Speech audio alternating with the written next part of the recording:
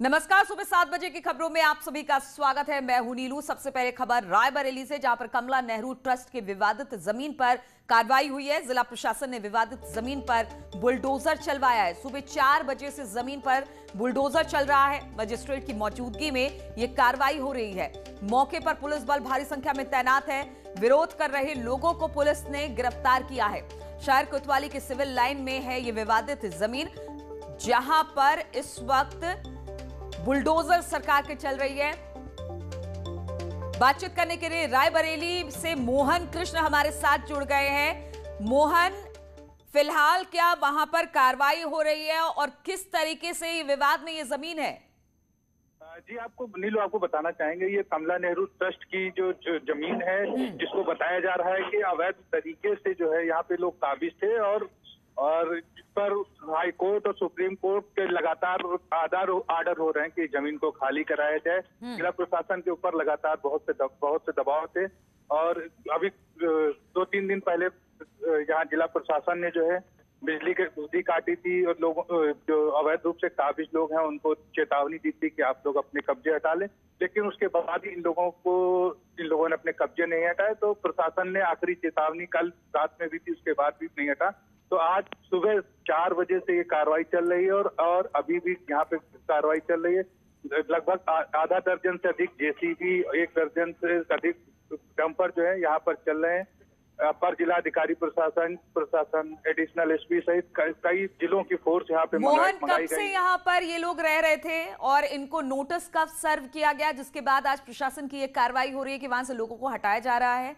ये नीतू आपको बताना चाहेंगे, लोग करीब 40 दशकों से यहाँ रह रहे हैं, करीब 40 साल से, और मामला जो है हाई कोर्ट तक पहुंचा है, सुप्रीम कोर्ट भी गया है, जहाँ पे दोनों अदालतों ने जो है जिला प्रशासन को आदेश दिया कि जो भी लोग इस जमीन पर अवैध रूप से काबिज हैं, जमीन को खाली कराया जाए और उसके बाद जो है लगातार इनको नोटिस दी गई। आज जो है प्रशासन ने जो है आज सुबह रायबरेली NH जाम करके दोनों तरफ से और भारी पुलिस बल लगा के अभी भी बुलडोजर चल रहे हैं प्रशासन के और अतिक्रमण हटाया जा रहा है। और इस वक्त सिचुएशन क्या है, क्योंकि लोग आप जिस तरह से बता रहे हैं कि दशकों से यहाँ पर है, तो क्या वो लोग हटने के लिए तो तैयार नहीं थे, तो इसको लेकर वहां पर फोर्स भी तैनात की गई है?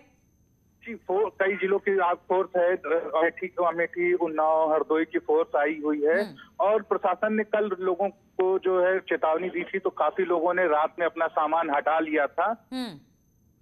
चलिए, तो बहुत सारे लोगों ने सामान हटा लिया था, लेकिन जो लोग अभी वहां पर डटे हुए हैं उनके घरों पर इस वक्त बुलडोजर चलाने का काम हो रहा है। बहुत बहुत शुक्रिया आपका मोहन, हमारे साथ जुड़ने के लिए। बात ग्रेटर नोएडा की करते हैं, जहां पर 12 से ज्यादा बदमाशों के साथ पुलिस की मुठभेड़ हो गई। इस मुठभेड़ में 5 बदमाशों को गोली लगी है, जिनको पुलिस ने अस्पताल में भर्ती करा दिया है, जबकि 6 बदमाश रात का फायदा उठाकर भागने में कामयाब रहे, जिनकी तलाश अब भी पुलिस को है। पुलिस टीमें लगाकर इनकी तलाश कर रही है। इस दौरान पुलिस पकड़े गए बदमाशों के पास से उन्होंने तमंचा और कार के साथ साथ 50,000 रुपए और मवेशी उनके पास से मिले हैं। जो बदमाश इस वक्त पुलिस की हिरासत में है। पुलिस के मुताबिक रबूपुरा थाने की यमुना एक्सप्रेसवे में पुलिस की मुठभेड़ हुई, जिसमें ये जो 6 शातिर बदमाश थे उनको गोली लगी है और कुछ बदमाश भागने में कामयाब रहे हैं। हाईवे के बगल में फलेदा कट के पास बदमाशों से थाना रबूपुरा की पुलिस की मुठभेड़ हुई है, जिसमें 5 बदमाशों को गोली लगी है, घायल हुए हैं। 5 तमंचे, इको गाड़ी जो चोरी की है हरियाणा से, उसमें भैंस है बरामद हुई है, बाइक, ढेर सारे कारतूस और लगभग 50,000 रुपये नकदी बरामद हुए हैं। और बातचीत करने के लिए ग्रेटर नोएडा से अमित सिंह इस वक्त फोन लाइन पर हमारे साथ जुड़ गए हैं। अमित, जो बदमाशों की संख्या बहुत ज्यादा है, 12 के करीब जो बदमाशों की संख्या बताई जा रही है, किस तरह से पुलिस को सूचना मिली और किस तरह से मुठभेड़ हुआ? देखिए, आपको बता दूं कि जो रबूपुरा क्षेत्र में मवेशी चोर और लूटपाट की घटनाएं लगातार बढ़ रही थी। पुलिस काफी लंबे समय से इन बदमाशों के पीछे थी। तो कल देर रात सूचना मिली थी कि एक पिकअप गाड़ी और कुछ गाड़ियों में बदमाश किसी वारदात की अंजाम देने की फिराक में है, तो पुलिस ने घेराबंदी शुरू कर दी। तो बदमाशों को यमुना एक्सप्रेस के किनारे घेर लिया। वहीं बदमाशों ने जब पुलिस को फायरिंग की तो पुलिस ने भी बदमाशों फायरिंग की, जिसमें 5 बदमाशों को गोली लगी। वहीं 6 बदमाश अंधेरे का फायदा उठाकर मौके से फरार हो गए। 5 बदमाशों को अस्पताल में भर्ती करा दिया गया है। जो फरार बदमाश हैं उनके लिए कोम्बिंग जारी है। इन बदमाशों कब्जे से 50,000 रुपए, तमंचे, पिकअप गाड़ी और कार और जो हरियाणा से चोरी की गई भैंस वो बरामद की है। और जो ये जो मुठभेड़ हुई है रऊपुरा थाना क्षेत्र के यमुना एक्सप्रेस वे पे हुई है, तो पुलिस को काफी बड़ी राहत मिली है। बिल्कुल, काफी बड़ी राहत है। पशु चोर की खबरें लगातार आ रही थी और पुलिस दबिश देखकर इन लोगों को पकड़ा। हालांकि अब भी कुछ बदमाश फरार होने में कामयाब रहे हैं। बढ़ते हैं अगली खबर की ओर। बात करते हैं फतेहपुर की, जहां के कल्याणपुर थाना पुलिस ने एक हिस्ट्री शीटर बदमाश अली रजा को गिरफ्तार किया है, जिसके पास से पुलिस ने 1 किलो 300 ग्राम गांजा बरामद किया है। साथ में एक तमंचा भी मिला है। पुलिस के मुताबिक मुखबिर की सूचना के बाद चौड़गरा कस्बे के पास बाइक के साथ गिरफ्तार करने में इसे कामयाबी मिली। इसका नाम जो है वो जिले के टॉप 10 बदमाशों में भी शामिल था, जिसके खिलाफ जिले के कई थानों में 9 आपराधिक मुकदमे दर्ज हैं। फिलहाल पुलिस ने आरोपी को जेल भेज दिया है। जनपद फतेहपुर में थाना कल्याणपुर पुलिस के द्वारा हिस्ट्री शीटर टॉप 10 अपराधी अली को गिरफ्तार किया गया है, जिसके कब्जे से एक अवैध तमंचा, 1300 ग्राम गांजा व एक चोरी की अपाचे मोटरसाइकिल बरामद हुई है। इसके खिलाफ कल्याणपुर और थाना आंग पर कई अभियोग पंजीकृत हैं या शातिर अपराधी हैं।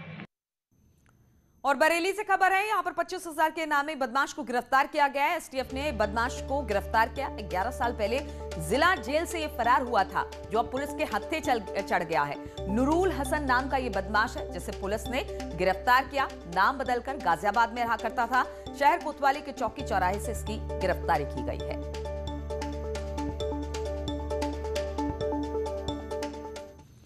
और बुलंदशहर के नगर कोतवाल क्षेत्र में एक युवक की पिटाई करने की तस्वीरें सामने आई है। दरअसल आरोप है कि पीड़ित युवक ट्रक से सामान चोरी करते हुए पकड़ा गया।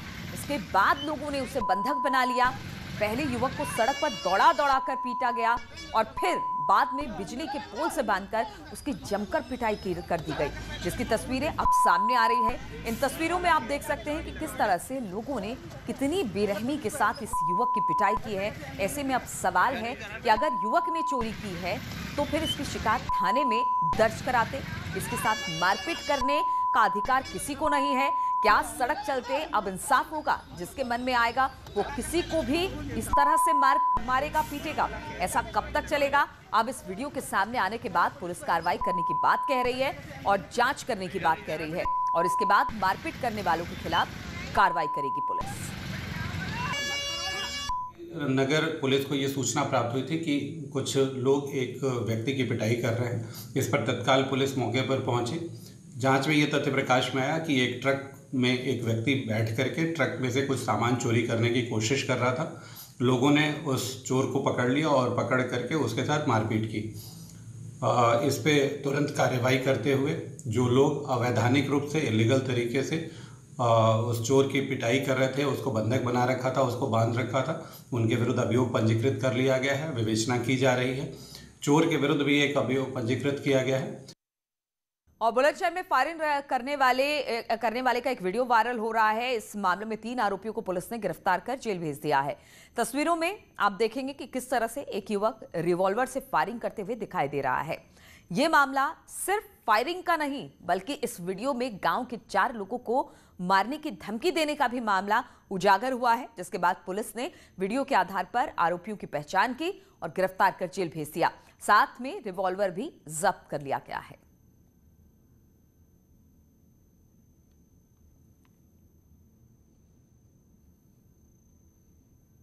शर्मा नाम के व्यक्ति जो गांगरौल के रहने वाले हैं, उन्होंने थाना कोतवाली देहात पर एक सूचना दी थी कि उनके गांव के 3 लड़के हैं जो उनके साथ बदतमीजी कर रहे हैं, उनका सबमर्सिबल तोड़ दे रहे हैं और तरह तरह की धमकी दे रहे हैं। उसके साथ ही एक वीडियो भी प्राप्त हुई थी जिसमें एक लड़का एक रिवॉल्वर में गोलियां भरता हुआ दिख रहा है। उसके आधार पर अभियोग पंजीकृत किया गया। वीडियो को साक्ष्य के रूप में लिया गया। जो नामित तीनों अभियुक्त हैं उनको हिरासत में ले लिया गया। हिरासत में लेकर के विस्तृत पूछताछ की जा रही है, जानकारी की जा रही है और इसमें अग्रिम कार्रवाई की जा रही है। और विजय दिवस पर प्रधानमंत्री मोदी आज जवानों को श्रद्धांजलि देंगे। वॉर मेमोरियल में शहीदों को नमन करेंगे। 1971 युद्ध को विजय दिवस के रूप में मनाया जाता है। भारत ने इसमें इसके बाद पाकिस्तान के 2 हिस्से हुए थे। पूर्वी पाकिस्तान से अलग होकर बांग्लादेश बनाया गया था, जिसमें 93,000 पाक सैनिकों का समर्पण भी हुआ था। तो आज का दिन विजय दिवस के रूप में और आज वॉर मेमोरियल पहुंचकर शहीदों को श्रद्धांजलि देंगे प्रधानमंत्री मोदी। तो भारत ने पाकिस्तान के 2 हिस्से किए थे। 1971 के युद्ध में भारत को विजय प्राप्त हुई थी और इसके बाद ही पाकिस्तान 2 हिस्सों में बटा था, बांग्लादेश, और उसी के तौर पर विजय दिवस को मनाया जाता है। और आज प्रधानमंत्री पहुंचेंगे वॉर मेमोरियल और वहां पर शहीदों को श्रद्धा सुमन अर्पित करेंगे।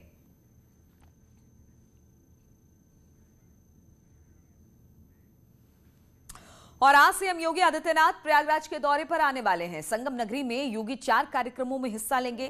खबर यह भी है कि योगी आदित्यनाथ वकीलों के सम्मेलन में भी हिस्सा लेंगे और साहित्यकारों को सम्मानित भी करेंगे। इसके बाद पार्टी नेताओं से उनकी मुलाकात होने वाली है। माघ मेले की तैयारियों की समीक्षा भी इस दौरान सीएम योगी करने वाले हैं।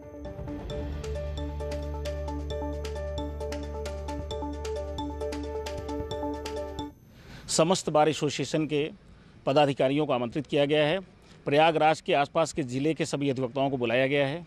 माननीय मुख्यमंत्री अपने कई मंत्रियों के साथ उपस्थित रहेंगे।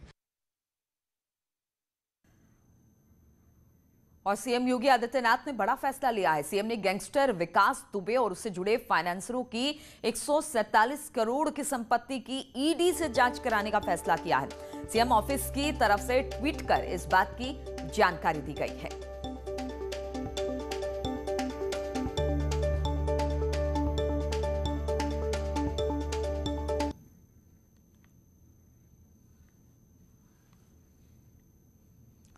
और मुख्यमंत्री ने ट्वीट भी किया है। योगी आदित्यनाथ जी ने दुर्दांत अपराधी विकास दुबे और उसके फाइनेंसरों की 147 करोड़ की संपत्तियां और उससे जुड़े हुए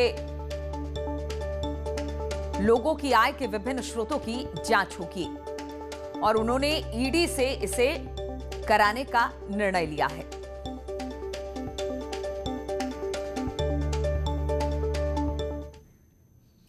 और अपराधी विकास दुबे और उसके साथियों की आय के स्रोतों की प्रवर्तन निदेशालय करेगी जांच। कानपुर के बिकरू गांव में बीते जुलाई में 8 पुलिसकर्मियों की नृशंस सामूहिक हत्या के मामले ने विभिन्न पहलुओं की पड़ताल जारी है और इस बीच ये भी कहा जा रहा है कि अब इसकी जांच मुख्यमंत्री करवाने की बात कह रहे हैं।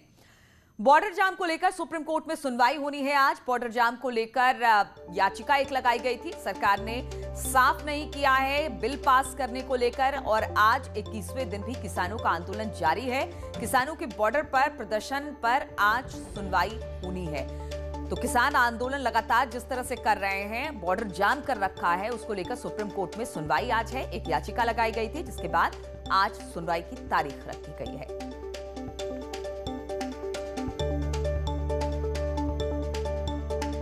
तो 21वां दिन है आंदोलन का। 21वें दिन आंदोलन जारी है और इसको लेकर जो दिल्ली के तमाम बॉर्डर हैं उसको बिल्कुल उस पर जाम लगा हुआ है और इसी को लेकर एक याचिका सुप्रीम कोर्ट में डाली गई थी जिसके बाद आज इस पर सुनवाई होनी है। और किसानों के आंदोलन पर एक बार फिर से प्रधानमंत्री मोदी गुजरात के कच्छ में बोले हैं। उन्होंने कहा कि किसान दिल्ली में गुमराह किया जा रहा है किसानों को दिल्ली में, जबकि हमारी सरकार किसानों को फायदा पहुंचाने के लिए कृषि बिल लेकर आई है। नरेंद्र मोदी ने गुजरात के कच्छ में विकास की कई परियोजनाओं का शिलान्यास किया। इसके बाद कार्यक्रम को संबोधित करते हुए पीएम मोदी ने किसान आंदोलन को लेकर विपक्ष पर जमकर निशाना साधा। पीएम मोदी ने कहा कि किसानों को गुमराह करने की साजिश हो रही है। विपक्ष अपने हित साधने के लिए किसानों का इस्तेमाल कर रहा है। क्योंकि आजकल दिल्ली के आसपास किसानों को भ्रमित करने की बड़ी साजिश चल रही है। उन्हें डराया जा रहा है कि नए कृषि सुधारों के बाद किसानों की जमीन पर दूसरे कब्जा कर लेंगे। भाइयों बहनों, मैं आपसे जानता हूं, क्या कोई डेयरी वाला आपसे दूध लेने का कॉन्ट्रैक्ट करता है तो आपकी गाय भैंस ले जाता है क्या? कोई फल सब्जी खरीदने का उद्यम करता है तो क्या आपकी जमीन ले जाता है क्या? आपकी प्रॉपर्टी उठा के ले जाता है क्या?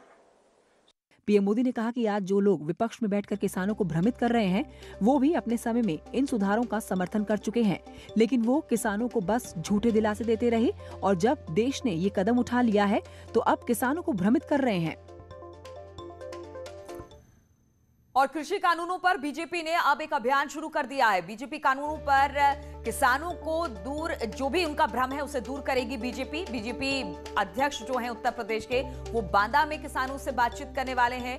कृषि मंत्री ग्वालियर में किसानों से मुलाकात करेंगे, उनको समझाने की कोशिश करेंगे कि क्या है इस बिल में। वहीं कैलाश विजयवर्गीय इंदौर में रहेंगे और वहां पर प्रवास के दौरान किसानों से बातचीत करेंगे।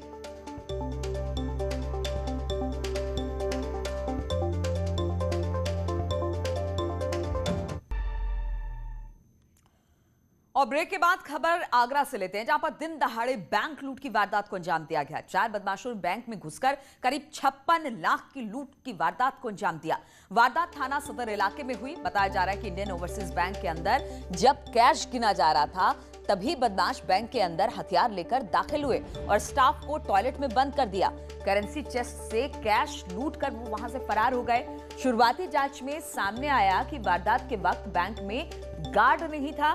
पुलिस सर्विलांस की मदद से लुटेरों को खोजने की कोशिश कर रही है। बैंक के अंदर लगे सीसीटीवी फुटेज भी खंगाले जा रहे हैं। लुटेरों का ग्वालियर कनेक्शन भी सामने आ रहा है। आगरा पुलिस ने आगरा आईजी से इस बारे में बातचीत की है।